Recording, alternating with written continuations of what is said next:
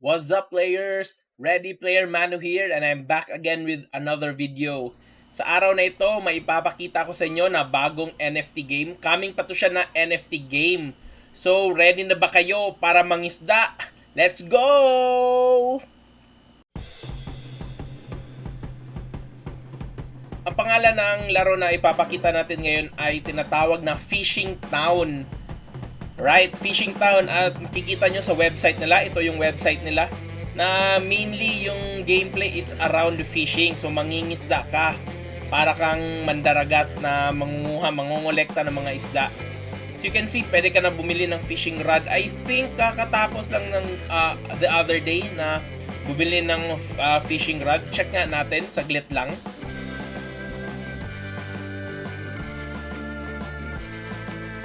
The waring. So as you can see, sold out na yung fishing rod nila. Kasi yung fishing rod yung kailangan para makapanguha ng mga isda. Sold out, I think yung next na available na bumili ng mga fishing rod, I think December 17. So balik na tayo sa website nila. Scroll natin yung website nila. So yun, pwede ka bumili ng fishing rod doon, yung NFT nila.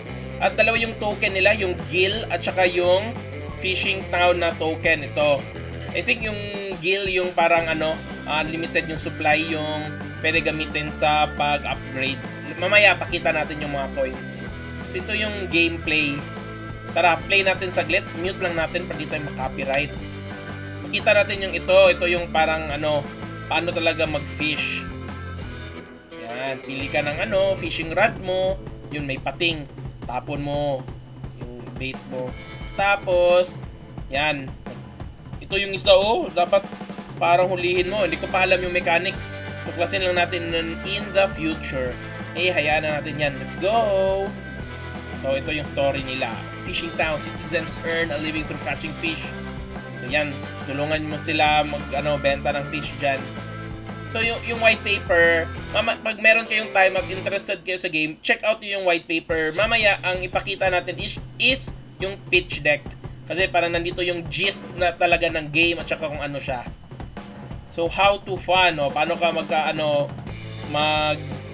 maging masaya, di ba? How to enjoy the game, how to earn, saka how to play. Mamaya, pakita natin. Brief rundown lang tayo sa website nila. So, features, yung rod, pwede i-repair, at saka may food para sa stamina deck, refine, saka merger. Sige, tuklasin natin yan mamaya. Play, fun, earn. So, nagle-level yung fisherman, yung ikaw yun. Fisherman ka, mangingisda.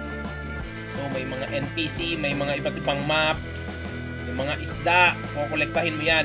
May mga event din, tsaka marketplace, buy and sell, para maka-profit ka, tsaka future update na hindi natin alam, kaya may question mark. So ito, statistics, sige, skim down natin to. So ito yung mga fishing rod na pwede mo makolekta. Ako, ang lulupit, merong may shark. May shark din to. Mga shark naman yan. Ito, parang Loch Ness Monster. Malupit. Tokenomics. Ito yung tokenomics niya. Di talaga natin maintindihan yung tokenomics. Basta yung gusto natin, yung yung puntiryahin nyo talaga yung play to earn. Ito, 17%. Ito talaga yung gusto ng mga players basta may tokenomics. Ilang percent ng tokens yung mapupunta sa players. So, ito yung play to earn. Siguro 17% hindi gaano kataas, pero meron pa yung yung reserve. Ito, 16.5% yung naka-reserve. Hopefully, dagdagan nila yung play to earn dyan para mas happy yung mga players. Roadmap, currently nasa phase 2 sila. So, may private pre-sale, IDO public pre-sale, at saka yung bago lang, yung fishing rod, kakabenta lang. So, marketplace, game release. So, plano nila, end of this year, yung release ng game. Community event and competitions. I think phase 3 sa, next year na, first quarter. At ang importante dito, ito sa pinakababa, game release 1.1, mobile, sa Android at saka OS. So in the future, hopefully early next year, malalaro mo rin to sa cellphone mo, 'di ba? Para on the go. Ito yung mga propose nila na mint and burn mechanisms. So sa phase 2, ito yung ongoing ngayon, mag-mint ng fishing rod, yung pwede ka na bumili pero naubusan tayo. Mint ng fish NFT, sige lang. Pag labas ng laro, matutuklasan natin to. Meron din silang burn mechanism mag-refine or catch ng fish, fishing competition para gamitin din sa pag-participate ng ticket. Ito, yung mga future updates sa Phase 3. Yung equipment, ito, kita nyo, pickaxe. Mint woodcutting equipment NFTs. Di ba?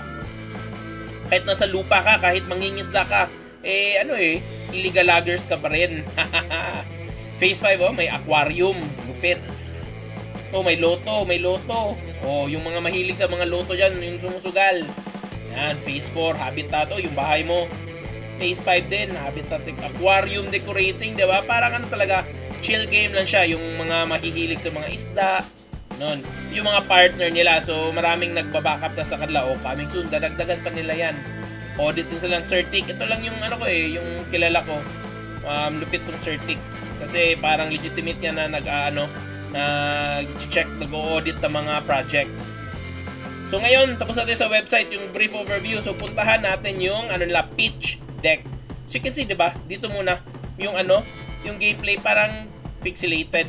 Yung parang 8-bit yung ganun yung sinasabi nila. So yung iba naglalaro ng mga Stardew Valley, yung mga Harvest Moon, yung mga games natin nung nakaraan yung mga bata. May dito parang nostalgia. So parang bumabalik ka sa laro mo noon yung sa mga Game Boy. Ewan ko, yung mga bagong Stardew Valley, 'di ba? Sa Nintendo Switch na yung Harvest Moon. Ganun, pero ito, 'di ba? Nostalgia to yung mga trip ng mga players na ganito, pwede kayong maglaro nito. Tara, punta na tayo sa pitch deck. Nandito na tayo sa pitch deck. More comprehensive to kaysa kanina yung website nila. Yung gusto talaga invest dito naglaro, yung gusto mag-explore, basahin nyo yung white paper nila at pitch deck. Ito, brief overview lang natin to para lang ng mga players, parang ma-discover. Tapos pag trip mo, tara, laro tayo. Ito, welcome to Fishing Town. So explain niya yung goddess name Nanami. Ganun. So find your own fish species and be prosperous with the game, 'di ba? Play to earn to, maging masaya to pag malalaman natin yung earning mechanisms. So main menu, pitch deck, ito yung nasa loob dito 'di ba? May tokenomics na naman, gameplay. So parang mas further siya na explanation. So introduction, brings your memory back to the old days, 'di ba? Sabi ko kanina yung nostalgia. Gusto nila maging best catch fishing game na ino-offer sa blockchain. So tingnan natin, hopefully mas maganda yung mga nila updates, mas maraming features pag lumabas yung game. So ito yung mga different na art sila, yung fishing rod, 'di ba? Yung may pating kanina, yung parang Loch Ness monster to. Yung mga iba't ibang fish, ito, I'm sure rare to kasi may corona o may crown. May ibang maps, siguro ito yung mga sea water na mga fish makuha mo. Ito siguro mga lake, siguro yung mga fresh water.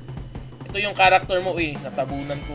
Yan yung ipa-level mo. Ito rin, ito, gachapon. So ito yung mga gacha mechanism nila, yung RNG. So may gacha box, rod box, at saka equipment box. Ito yung mga, pagkaalaman ko, ito yung mga rarity na mga iba't ibang rods. So may Megalodon, Nessie, at saka Ryumon Koi. Ewan ko kung tama ba pagbigkas ko. Ryumon Koi. Yan. Di ba? Makikita mo talaga na rare talaga to dito kasi ang astig na nila i-compare sa mga previous na models. Ito mga isda, ito yung mga iba't ibang klase ng mga isda na pwede mong mahuli sa Fishing Town. Rin. Gumaganda na. Umaastig na yung mga itsura. Parang beta fish. 'Di ba? Fighting fish. Parang ito na yung mga parang rare na to Parang na to. Parang mahal na to. Pwede ka na magkakapera dito ng sangkatuta. Ito yung parang art nila, concept art nila. Ito yung town. Siguro dito yung marketplace. Ito yung dagat. May lake talaga tsaka river para yung fresh water na mga fish. So ito yung concept nila ng character. So yung gachapon, yung two ways para makuha mo is yung rod at saka yung equipment. Sige, parang sa next meron nata to. So yung sa fishing rod, so yan RNG. So random ka makakuha ng mga rods. So pwede common, uncommon, rare, legendary, mythical, lupit, immortal. So iba't ibang level, may iba-ibang capacity para mahuli ng mga fish. Diba? The higher the rarity, the more rarer the fish. So itong equipment box parang pang supplement to sa ano mo sa fishing rod. Diba? Increased chance to catch something nice. So fishing line ba ang makuha mo sa equipment box or mga trolling rod? Ito yun. Dito na tayo. Yung gusto natin. Game function.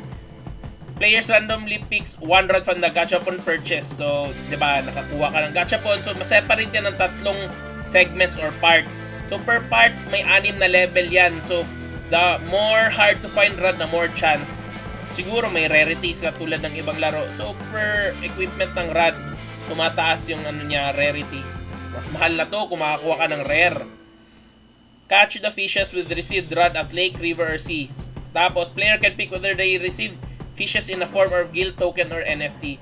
So, kung makakuha ka ng fish, may option ka kung i-convert mo agad into guild yung kanila currency or gawin mong NFT. So, meron ka ng fish. Repair a rod or refine for more chance. Kasi pagkaalam ko, every time mag-fish ka, mababawasan yung durability ata ng rod mo or stamina. Consume food to gain more stamina for more chances of fishing. So yung NFT na fish, pag kinonvert mo, pwede mo ibenta sa marketplace. Or mag-withdraw ka ng guild token para ibenta sa exchange. So ito, how to play. Ito yung concept nila ng map Ma-zoom ba natin to? Hindi pa pixelated pag ganun. Yan. So ito yung map nila na concept nila. Dito yung di ba? Nandito yung dagat, may lake dito, pwede ka mangisa. Ito river. Siguro sa tingin ko parang isang isang world makita kayo lahat. Kung ganun, edi malupit kasi mag-interact talaga kayo with other players. Maganda yan pag ganun. So in the game, players can move around 8 directions. So same sa mga fishing games, 'di ba? Yung mga Harvest Moon at saka Stardew. Character must stand close and face to the source of water. Next, they need to press and hold the action button. Diba yung sa video kanina, yan yung ginawa. Mamaya, pakita nga natin ulit yung video. Tara, play natin. Drag a fish up. So, dapat mahuli mo talaga. So, ayun. Sell or reserve a fish. Tara, play natin yung video. Ito yung nakahuli ng attention ko sa laro, yung charity nila. So, sa fishing town daw na ecosystem, players have ability or inability to catch a fish. So, pwede ang mahuli mo is yung mga basura. So, players may catch trashes which value less. So, mas maliit.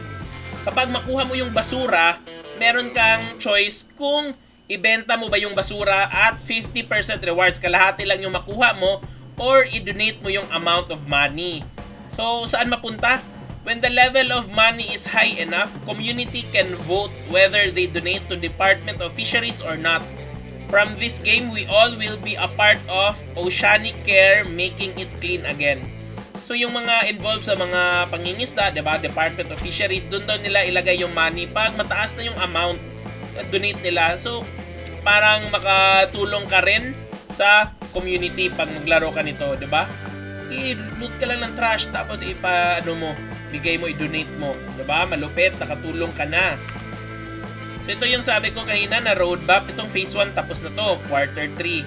So nasa phase 2 na sila ngayon, quarter 4. So yung pre-sale, ito game release, malapit na. December na, 'di ba? Next week. So most probably lalabas na to. So abangan natin. Crafting fishing rod, yan yung bumili na tayo.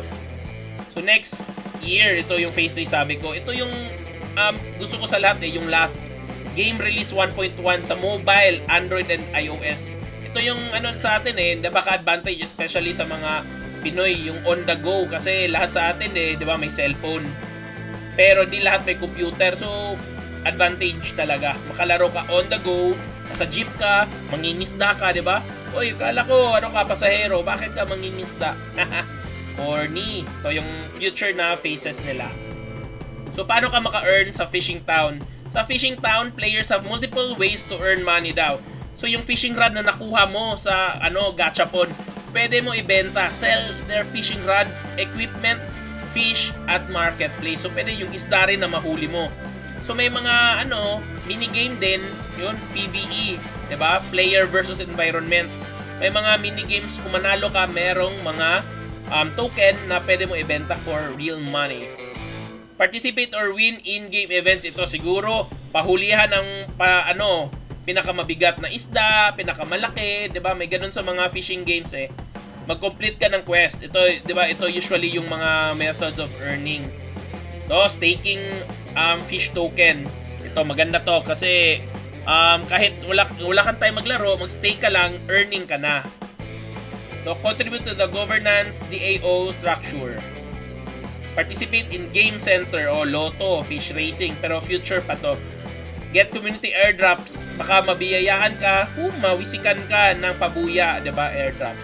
At saka win community events. Saglit, tabunan ko. Win community events, basta ganun. Sali ka lang, baka may chance ka manalo.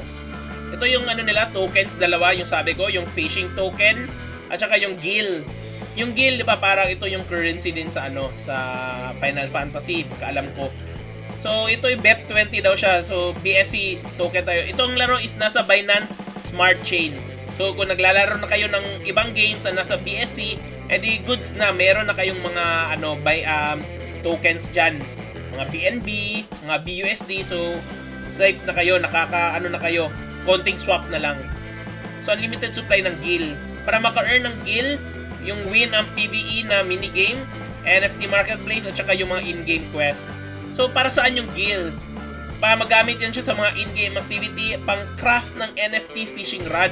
So, meron ding crafting at saka besides sa gachapon. So, event participation, yung mga loto, yung mga sugal. Kung mayroong masasaya dyan, fish racing. Yung fish token naman, fishing town na to, fishing town token model. So, limited lang yung supply niya, 100 million. So, ano yung utilities niya? So, NFT treasury, marketplace, staking. Ito yung gusto ko kasi paminsan pag busy ka, di ka talaga makakalaro, edi staking ka lang. Governance and voting participation, event participation, pati craft NFT fishing rod. Siguro may pagkaiba tong dalawa, tingnan lang natin sa future. Ito yung tokenomics na diniscuss natin kanina. As always, yung importante lang talaga sa akin is yung play to earn reward. Ito, 17%. Siguro, in a way din, para sa akin ito, staking, 16%. Ito lang yung yung nandidilim yung paningin ko sa play to earn. Reserve, merong reserve, sana malagay yan sa play to earn para masapi yung players. So, bakit daw hindi napapakilala yung mga devs, diba kanina, para mga isda lang yung names sila. So, kasi yung devs nasa iba't ibang country Tapos yung mga countries, may regulation talaga sa mga cryptocurrency, 'di ba? Alam natin yung US, yung China, yung may other countries na strict sila. So, baka doon sila galing para safe din yung project at saka yung mga sila. As always, do your own research. So, ito yun sila yung team. Si Jack Whale, si Lucas Whale, 'di ba? Ito yung mga partner nila. Shoutout sa Crypto Library, Crypto Vietnam, at saka Blockchain Network Philippines. Wala pa audited. Pero di ba certic daw yun baka ongoing na, tingnan lang natin. So ito, gusto nyo sumali sa Discord nila, sa Telegram, Twitter, para maraming updates. Ako, nakaabang na ako sa Twitter. Kaya dun, nakadiscuss na kung kailan yung next na sale ng mga rods nila. Kaya abangan nyo. Kasi gusto ko sana bumili kaso na-busy tayo, di tayo nakabili. So, abangan ko rin yung December 17 para makabili tayo ng fishing rod. Tapos pag mag-start na yung game, gawa ulit tayo ng video tungkol dito. Yan lang muna. As always, do your own research guys. If parang natripan yung laro, gusto nyo mag-fishing, basahin nyo yung pitch deck ulit, yung kompleto, at saka yung white paper. Ako, introduce ko lang to sa inyo at nasa inyo na kung sabayan nyo ako. Pero hopefully, yes. So ito muli, si Ready Player Manu. The Doctor is out!